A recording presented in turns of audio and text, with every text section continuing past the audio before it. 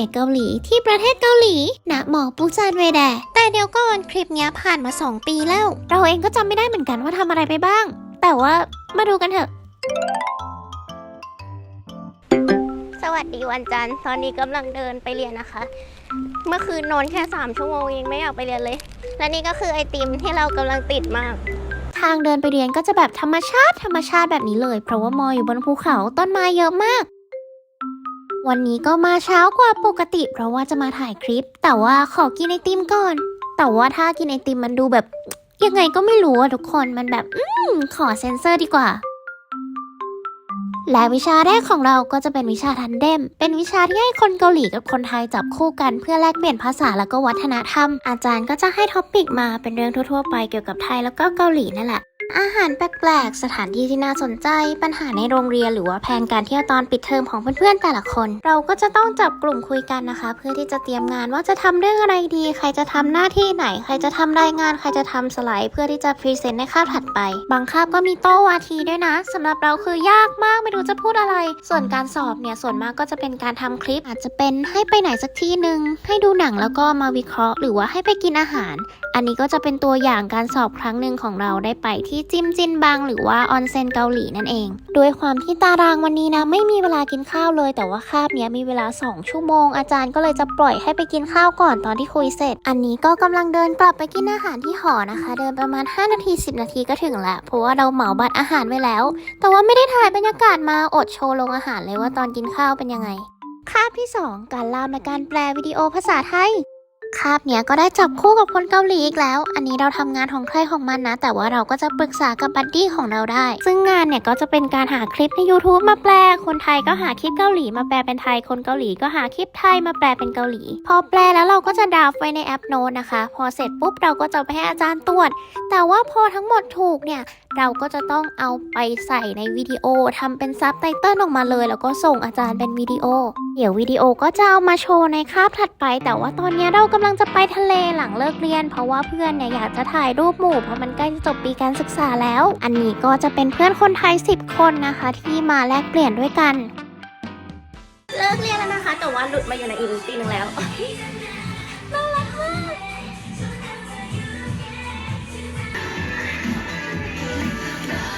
เป็นเท็กเจอร์แบบอันนี้คือเป็นร้านขายของหมาทุกคนตุ๊กตาน่ารักมากแล้วดูเสื้อผ้าหมาดิ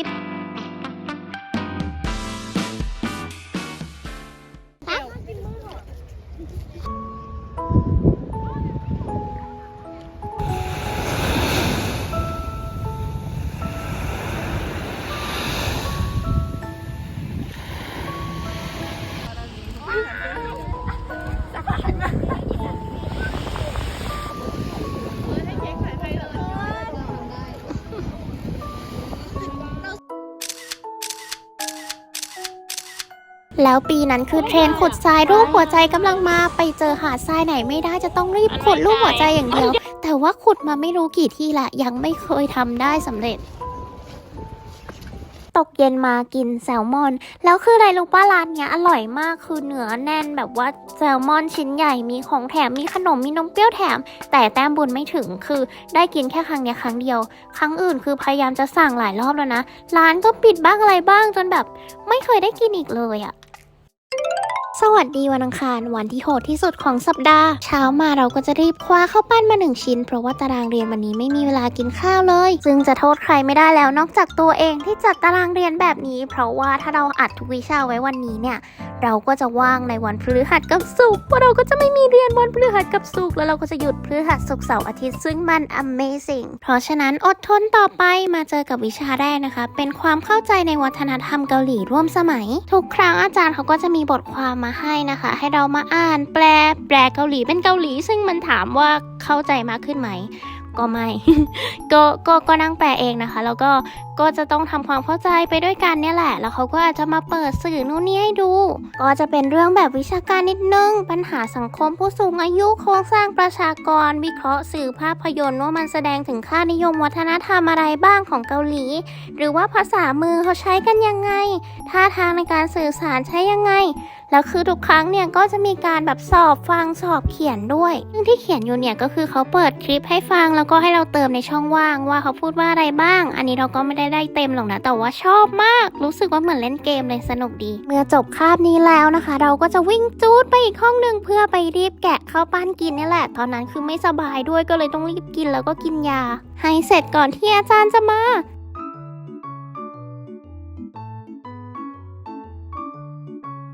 คาบที่ 2 ของวันนี้ไวยากรณ์ระดับสูงอาจารย์เขาก็จะสอนการใช้แกรมมานี่แหละแล้วก็ให้ทำแบบฝึกหัดแต่เธอจะกลับบ้านไม่ได้นะถ้าไม่ทำแบบฝึกหัดท้ายคาบก็คือเขาจะให้ไวยากรณ์มาที่เราเรียนในคาบนั่นแหละแล้วก็ให้เอาไวยากรณ์พวกนั้นจับกลุ่มกับเพื่อนแล้วก็แต่งบทสนทนาโดยที่ใช้ไวยากรณ์พวกนั้นเธอต้องไปพูดให้เขาฟังก่อนนะเขาถึงจะให้กลับบ้านส่วนเรากับเพื่อนเนี่ยไม่มีเวลาที่จะช้าเลยนะเพราะว่าคาบต่อไปรออยู่แล้วไงคือไม่มีเวลาเบรกไงต้องรีบออกจากคาบนี้ให้ได้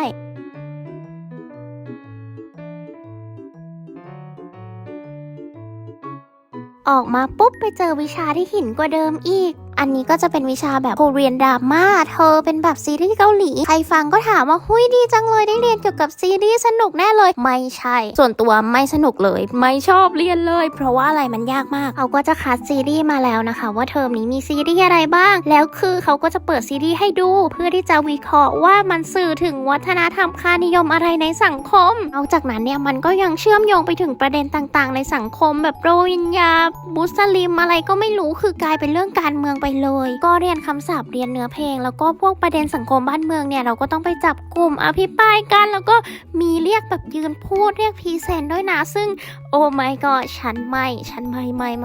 แล้วเขาใช้เวลาแบบคุ้มค่าด้วยนะเรารู้สึกว่าคาบเนี้ยหนักที่สุดละในสัปดาห์เลิกเรียนแล้ว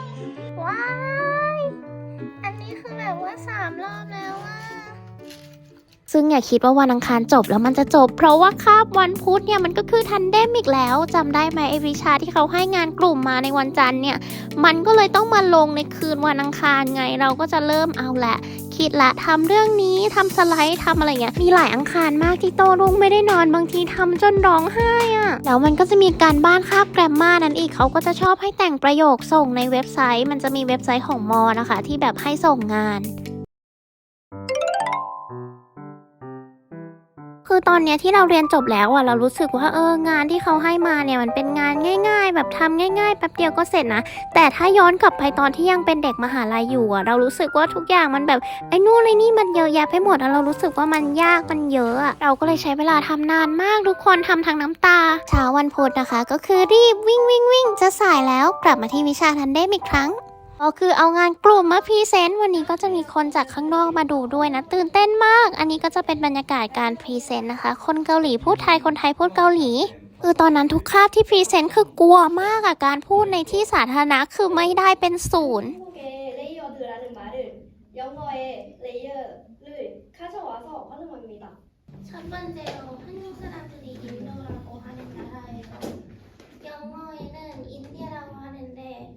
왜 한국어로 인도라고 하는지 궁금했어요. 강과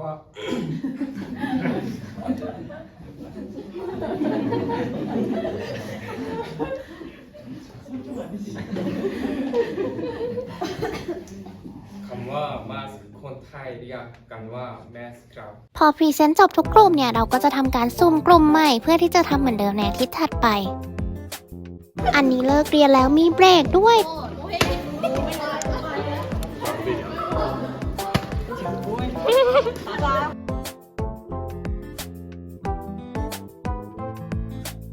โอ้ยพรีเซนต์ข้ามเมื่อกี้ลงมาคือเราไปเปลี่ยนบทตัวเองก่อนที่จะออกไปพูดด้วยแล้วก็คือข้ามเมื่อกี้มันมีแบบคนนอกขอเข้ามาดูด้วยเราก็เลยแบบว่าตื่นเต้นมากโอเคไม่เป็นไรแล้วก็จะมาต่อกันในคาบถัดไปเป็นคาบการแปลการล่ามอีกแล้วเหมือนในวันจันทร์เลยอันนี้เราก็จะขอโชว์วิดีโอนะคะว่าเป็นประมาณนี้คลิปนี้ก็จะเป็นการแปลข่าวบันเทิงเราก็เลยเลือกคลิปของพี่ก๊อฟพิชยะเพราะว่าเป็นแฟนคลับนั่นเองเขาเป็นเด็กเนิร์ดที่แบบโอเคก็ไม่ได้เนิร์ดจัดขนาดนั้นก็แบบ เล่นกีฬาบ้างอะไรเงี้ยครับแต่ว่าแบบไม่ได้เป็นเด็กแบบเท่อะไรเงี้ยก็อาจมีโดนแกล้งบ้างนะรุ่นน้องแบบเดินมาหาเรื่องเลยฮะแล้วหมั่นไส้ก๊อฟเดินมาชนไหล่ก๊อฟเงี้ยแล้วก็แบบหันหน้ามาทำใส่เงี้ยตัวเล็กกว่าด้วยนะทำหน้าเงี้ย พอจบปุ๊บเราก็จะกลับหอไปนอนเล่นๆก่อนนะคะเพราะว่ายังมีเวลาเบรกอยู่แล้วเราก็จะเดินกลับมาเรียนวิชาสุดท้ายของสัปดาห์นี้ วิชาภาษาเกาหลีเพื่อธุรกิจซึ่งวิชานี้ไม่ยากนะคะเบาๆแล้วก็อาจารย์สวยและใจดีด้วย ตอนนี้ก็กำลังเรียนการเขียนเมลธุรกิจเป็นภาษาเกาหลีนะคะเป็นการขอลางานบ้างขอโทษที่ส่งงานล่าช้านัดประชุมบ้างอะไรบ้างเขาก็จะสอนเราแล้วก็จะให้เราลองเขียนไปส่งดูก็คาบนี้ชิวๆนะคะทำงานนิดเดียวสบายๆอันนี้ก็คือคาบสุดท้ายของปีการศึกษาแล้วนะคะอาจารย์เลี้ยงต๊อกโบกิโรเซ่อร่อยมากแล้วก็ให้บัตรกิฟต์การ์ดสตาร์บัคมากินฟรีด้วยก็คือมีน้ำมีขนมเปิดเพลงให้ฟังปาร์ตี้เลยก็ขอปิดจบคลิปที่ฉากนี้ก็แล้วกันนะคะคือปีนี้เป็นปีที่ไม่รู้ว่าตัวเองผ่านมาได้ยังไงอะทุกอย่างเป็นภาษาเกาหลีหมดทุกวิชาเป็นภาษาเกาหลีหมดบางทีเรื่องในหนังสือหรือว่าเรื่องที่ครูพูดเพื่อนพูดกันอ่ะบางทีเราก็ left out นะบางทีเราก็แบบเฮ้ยเขาพูดอะไรกันวะเราตามไม่ทันหรือว่างานพรีเซนต์ที่เขาสั่งมาคือเราเครียดสมองจะระเบิดอะทุกคนไม่รู้ว่าจะผ่านไปได้ยังไงแต่มันก็ทำได้จริงๆอะถ้าใครพอมีพื้นฐานแล้วก็อยากจะมาเรียนแล้วแบบไม่มั่นใจว่าเฮ้ยตัวเองระดับนี้แล้วจะเรียนรอดหรอมันได้นะทุกคนมันได้เชื่อเราคือถ้าฉันทำได้ฉันว่าพวกเธอทำได้แน่นอนเอาเป็นว่าเจอกันคลิปหน้า love you bye